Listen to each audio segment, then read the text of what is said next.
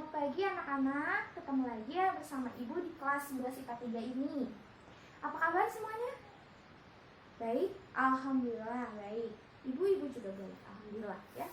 Alhamdulillah kita dalam keadaan sehat walafiat.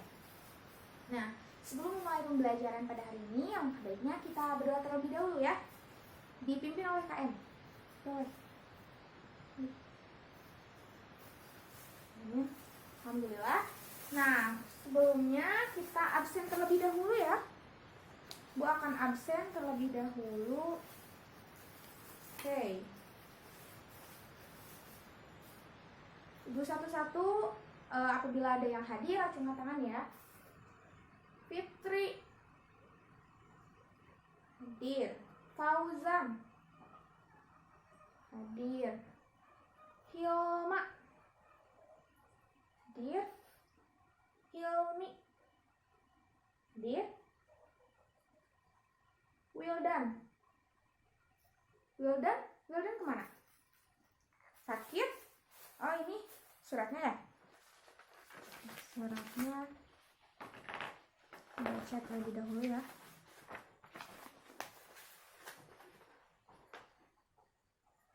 Ya, benar sakit. Kita doakan bersama-sama ya, semoga Wildan cepat sembuh dan bisa mengikuti pembelajaran selanjutnya ya. Ibu lanjutkan ya absennya. Ada Wiwin hadir? Hadir. Zahra hadir. Oke, berarti yang nggak hadir hanya Wildan saja ya. Jadi jumlahnya 29 orang. Nah, pada pembelajaran hari ini kita akan mempelajari mengenai, ini sudah dituliskan, itu mengenai sistem pertahanan tubuh. Nah, tujuan dari pembelajaran hari ini adalah yang pertama, agar peserta didik dapat menjelaskan mengenai pengertian dari sistem pertahanan tubuh itu sendiri. Yang kedua, agar peserta didik dapat menjelaskan mengenai fungsi dari sistem pertahanan tubuh. Yang ketiga itu agar peserta didik dapat mengidentifikasi jenis-jenis dari sistem pertahanan tubuh. Yang selanjutnya yaitu peserta didik dapat menjelaskan mengenai mekanisme sistem pertahanan tubuh. Dan yang selanjutnya ada peserta didik mampu menjelaskan mengenai imunisasi dan vaksinasi. Dan yang terakhir itu peserta didik dapat menjelaskan mengenai gangguan atau kelainan yang terdapat pada sistem pertahanan tubuh. Nah, selanjutnya Ibu akan menempelkan 2 buah gambar ya. Gambar yang pertama adalah anak yang sering sakit. Dan gambar yang kedua adalah anak yang jarang sakit. Nah, untuk dari kedua ini, apa yang kalian pikirkan mengenai 2 gambar ini? Ada yang mau menjawab? Oke, Fitri. 2 ini dipengaruhi apa? Sistem imun. Betul. Nah, sekarang Ibu akan memberi 2 pertanyaan kepada kalian. Nah, tentu saja ya, kita pernah mengalami sakit. Nah, apa sih penyebab dari kita bisa sakit itu? Penyebab kita sakit itu apa? Ada yang mau menjawab lagi? Boleh acungkan tangan? Boleh, Fauzan? Oleh apa? Infeksi virus. Ada lagi? Bakteri. Jamur. Oke. Betul ya. Kita bisa sakit itu diakibatkan oleh berbagai faktor ya. Terutama dari virus, dari bakteri ya. Nah, pertanyaan selanjutnya yaitu bagaimana sih kita bisa sembuh dari penyakit itu? Ada yang mau menjawab? Iya betul, karena sistem pertahanan tubuh. Ya, karena kita sendiri itu memiliki sistem pertahanan tubuh untuk melawan penyakit tersebut ya. Untuk melawan penyakit yang ada pada tubuh kita. Nah, selanjutnya Ibu akan membagi kelompok ya. Kelompok sudah dibagikan kan kemarin. Ibu akan membagikan LKS untuk 1 kelompok. Yang nantinya kalian isi LKS tersebut per kelompok. Selanjutnya kita akan berdiskusi bersama-sama nanti presentasikan dari kelompok 1, 2, dan selanjutnya mengenai hasil dari LKS ini, dan kita akan melakukan tanya jawab, penyanggahan ataupun penambahan ke kelompok lain ya. Gue bagikan ya LKS-nya. Untuk kelompok 1 silakan. Untuk kelompok 2, untuk kelompok 3, dan untuk kelompok 4, 5 bagikan ya. Oke. Ibu akan memberi waktu kalian untuk menjawab soal LKS itu selama 10 menit ya. Cukup? Oke. Sudah selesai ya? Sudah selesai. Boleh kita dari kelompok 1 dulu untuk mempresentasikan hasil diskusinya. Nanti ditanggapi oleh kelompok yang lain. Ya. Oke, betul. Betul ya, jawabannya betul ya. Ada yang ingin menyanggah atau menambahkan atau memperbaiki dari kelompok 1? Ada yang masih kurang? Oke, cukup. Selanjutnya kelompok 2, silakan. Ya, benar, bagus. Benar sekali jawaban ya. Ada yang ingin menambahkan lagi kepada kelompok 2? Oke ya, sudah beres berarti. Nah, selanjutnya Ibu akan menjelaskan nih mengenai sistem pertahanan tubuh tadi yang sudah kalian kerjakan pada LKS, kita ulas ya. Nah, sebelumnya ada yang tahu mengenai pengertian dari sistem pertahanan tubuh itu sendiri? Ada yang mau menjawab? Boleh acungkan tangan. Oke, benar. Siapa tadi namanya? Lia, benar. Sistem pertahanan tubuh itu adalah sistem yang dapat melindungi tubuh kita dari serangan dari luar, itu berupa penyakit dan lain-lain yang dilakukan oleh sel atau organ yang khusus, sehingga tubuh kita akan sulit gitu ya, maksudnya akan terhalangi gitu penyakit. Jadi akan dihalangi oleh si sel-sel itu gitu penyakitnya. Nah, selanjutnya ada yang mau bertanya dulu gak mengenai sistem pertahanan tubuh ini? Ada? Boleh? Oh iya tuh. Mengapa ada anak yang sering sakit dan mengapa ada anak yang jarang sakit? Nah, Ibu jelaskan sedikit ya, kenapa ada anak yang sering sakit dan jarang sakit. Ini dipengaruhi oleh sistem pertahanan tubuh. Apabila sistem pertahanan tubuhnya itu lemah, maka cara kerjanya juga akan lemah, di mana itu akan berpengaruh ya terhadap serangan-serangan penyakit yang dapat masuk gitu ke dalam tubuh kita. Apabila sistemnya bekerja secara lemah, maka kita akan sering sakit gitu, karena sistem pertahanan tubuh kita lemah. Sedangkan orang atau anak yang jarang sakit itu memiliki sistem pertahanan tubuhnya yang kuat, karena dia dapat mencegah penyakit itu bisa masuk ke dalam tubuh kita gitu ya. Ada yang mau ditanyakan lagi selain itu? Oke, bagaimana cara agar tubuh kita itu sehat? Ya tentunya banyak ya. Salah satunya adalah kita mengonsumsi makanan dengan baik, olahraga dengan baik ya. Seperti itu. Nah, selanjutnya Ibu akan menjelaskan mengenai fungsi dari kekebalan tubuh, sistem pertahanan tubuh. Yang pertama adalah untuk melindungi tubuh dari serangan benda asing yang masuk gitu ke dalam tubuh, atau bibit penyakit yang masuk ke dalam tubuh. Yang kedua itu yaitu untuk menghilangkan jaringan atau sel yang mati atau yang telah rusak, dan nantinya untuk diperbaiki si jaringan itu. Nah, yang ketiga itu untuk mengenali dan menghilangkan sel-sel yang abnormal. Dan yang keempat itu adalah untuk menjaga keseimbangan homeostasis yang ada dalam tubuh kita. Nah, selanjutnya itu ada jenis-jenis dari sistem pertahanan tubuh. Jenis-jenisnya Yang pertama itu dibagi menjadi 3, yaitu berdasarkan cara mempertahankan hidup. Yang kedua berdasarkan mekanisme kerjanya. Yang ketiga itu berdasarkan cara memperolehnya. Yang pertama ya, cara mempertahankan diri dari penyakit itu dibagi lagi menjadi 2. Yang pertama itu adalah sistem pertahanan tubuh non-spesifik, merupakan pertahanan tubuh yang tidak dapat membedakan antara mikrobia dengan patogen.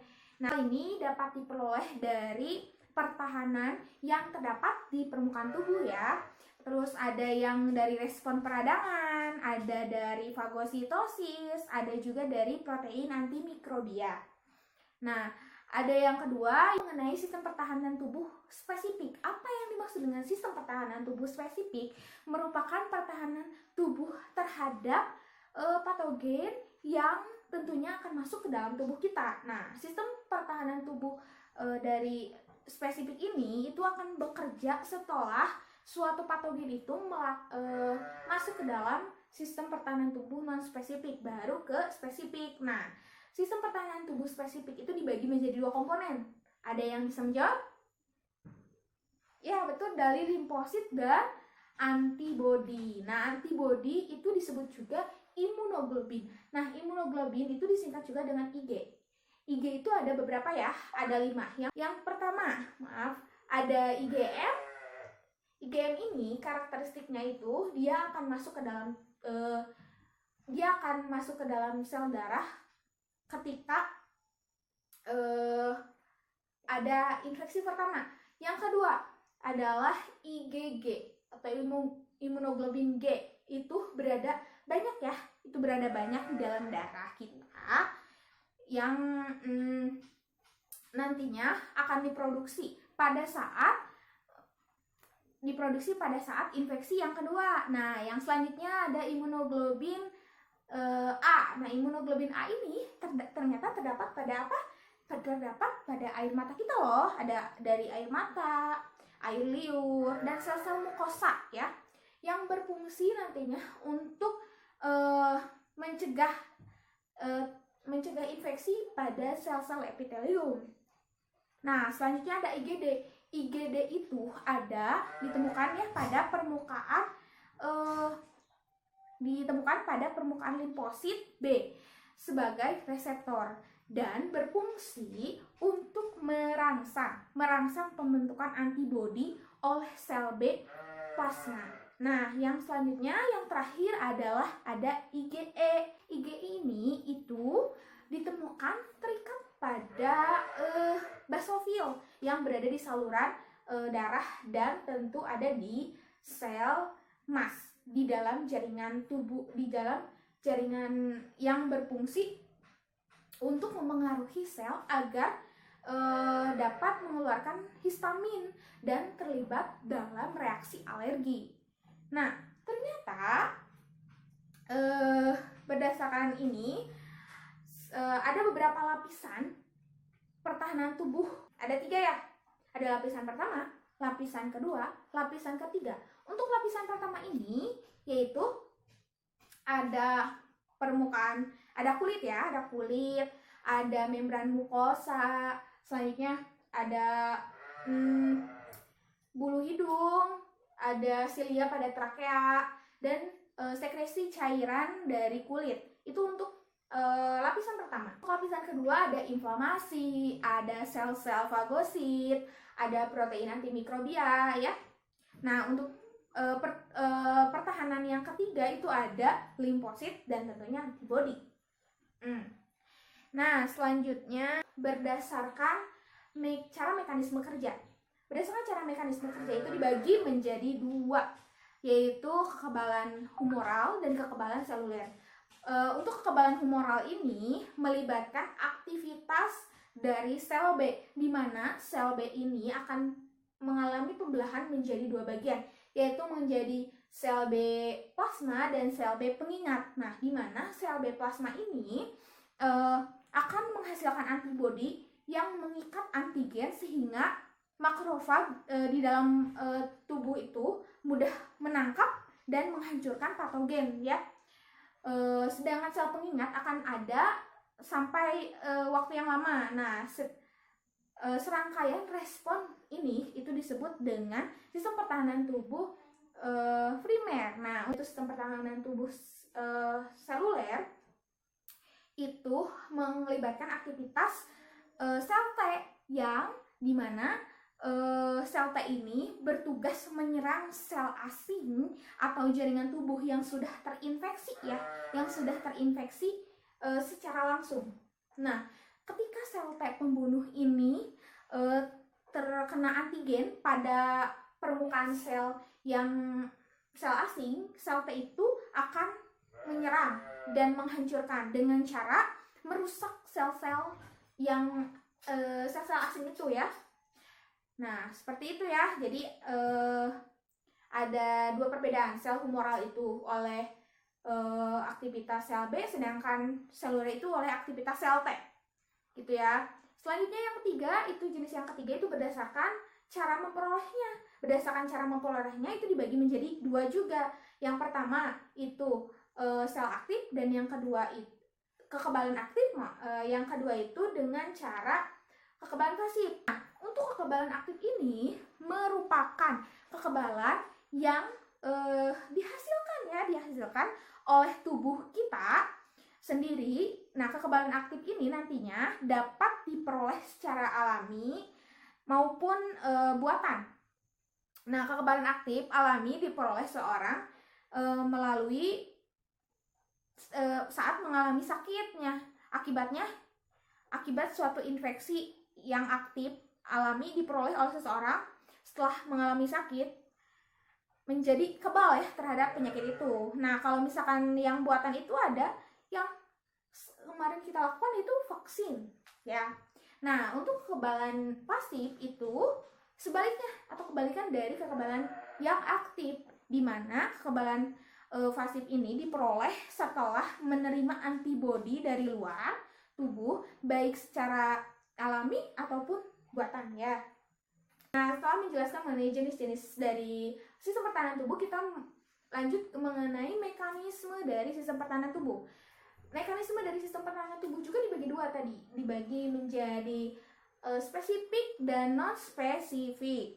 Misalnya lihat pada gambar ini ya, Ibu tempelkan di sini.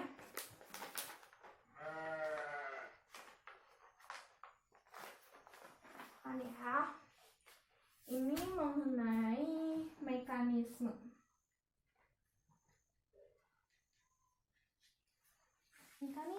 sistem pertahanan tubuh yang dibagi menjadi dua, sistem mekanisme secara spesifik dan mekanisme secara non spesifik. Untuk yang pertama itu mekanisme secara non spesifik. Pertahanan tubuh non spesifik ini merupakan respon pertama terhadap patogen yang masuk ke dalam tubuh kita. Nah, pertahanan tubuh non spesifik berfungsi untuk melawan berbagai penyakit atau infeksi yang umumnya terjadi yang melibatkan proses seleksi dan memori terhadap jenis patogen tertentunya.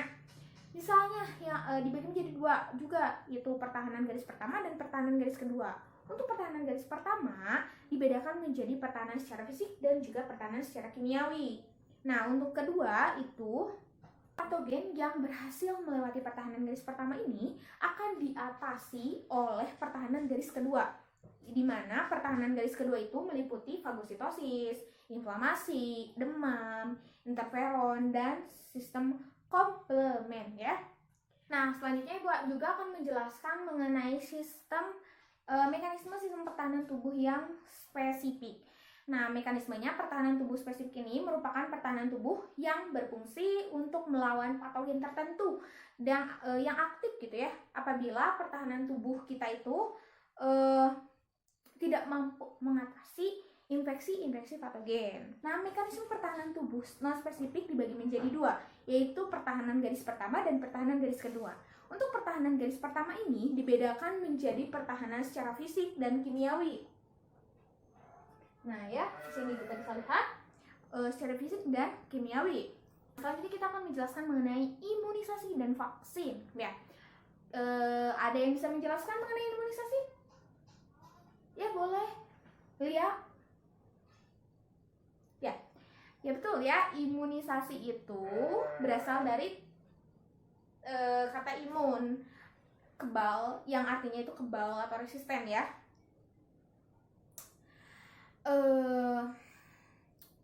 Ada anak diimunisasi yang berarti diberikan kekebalan tubuh gitu terhadap suatu penyakit tertentu. Kita semasa kecil pernah kan melakukan imunisasi di posyandu beberapa kali ya.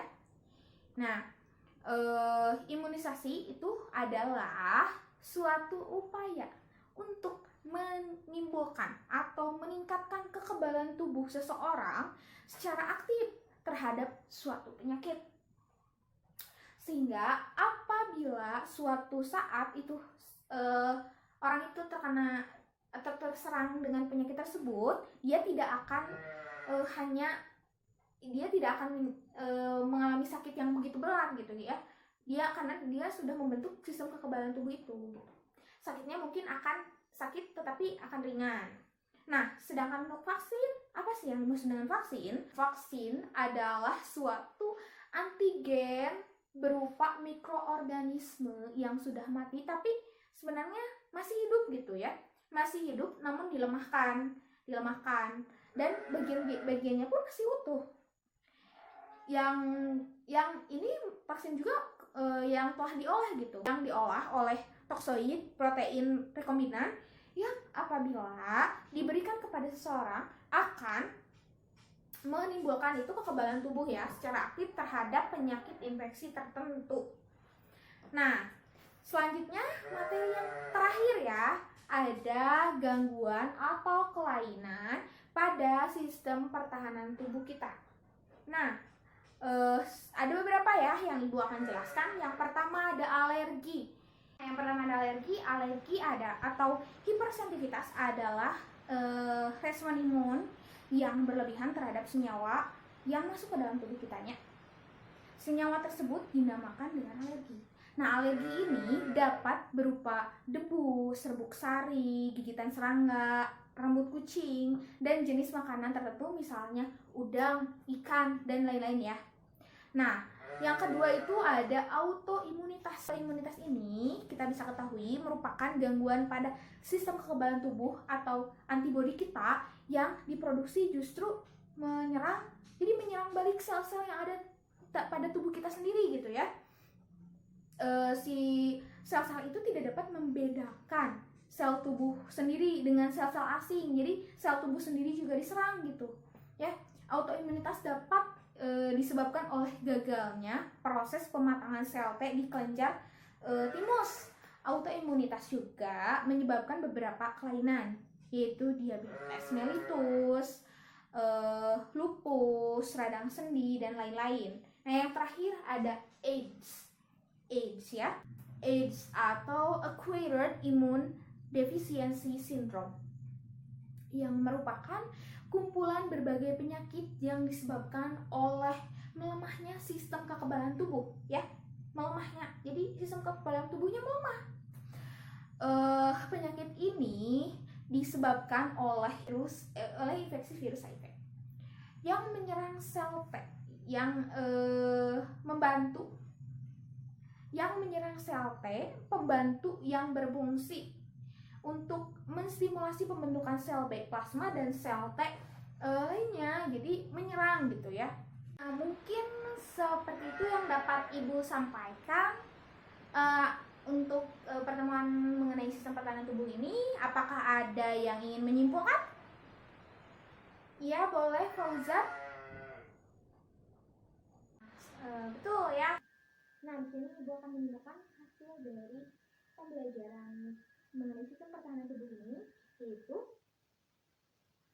semua orang itu dapat sakit ya. Bisa, dan penyebabnya itu banyak. Ada yang karena infeksi virus, ada yang karena bakteri, ada yang karena tertusuk benda tajam atau mengalami benturan sehingga mengakibatkan patah tulang.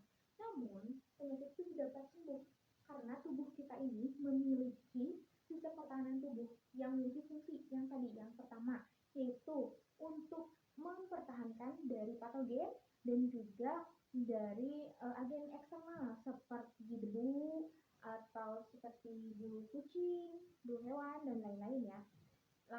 Dan selanjutnya itu menyingkirkan jaringan-jaringan yang telah rusak gitu ya, yang telah rusak dalam tubuh.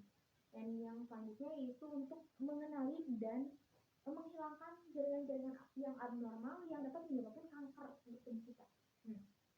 Nah, ada beberapa jenis ya dari sistem pertahanan tubuh kita yang dibedakan menjadi 3 berdasarkan cara mempertahankan diri, berdasarkan mekanisme kerjanya, berdasarkan cara memperolehnya. Nah, selanjutnya kita kan tadi membahas mengenai imunitas atau tadi kan kita membahas mengenai imunisasi. Imunisasi ini sangat penting ya bagi tubuh kita karena untuk mencegah terjadinya penyakit yang parah gitu. Apabila kita sudah menerima imunisasi itu, kita akan dapat kekebalan tubuh gitu ya. Apabila kita terserang penyakit tertentu yang sudah diimunisasi, kita tentunya tidak akan sakit parah, tapi sakitnya akan berkurang gitu ya. Nah, selanjutnya jenis-jenis imunisasi juga dibagi menjadi 2, jenis imunisasi aktif dan juga pasif ya. Jadi untuk mempertahankan atau untuk agar tubuh kita sehat, terhindar dari penyakit, tentunya kita harus menjaga tubuh kita ya. Yang pertama dengan makan makanan yang bergizi dan berolahraga yang cukup dan juga jangan stres seperti itu.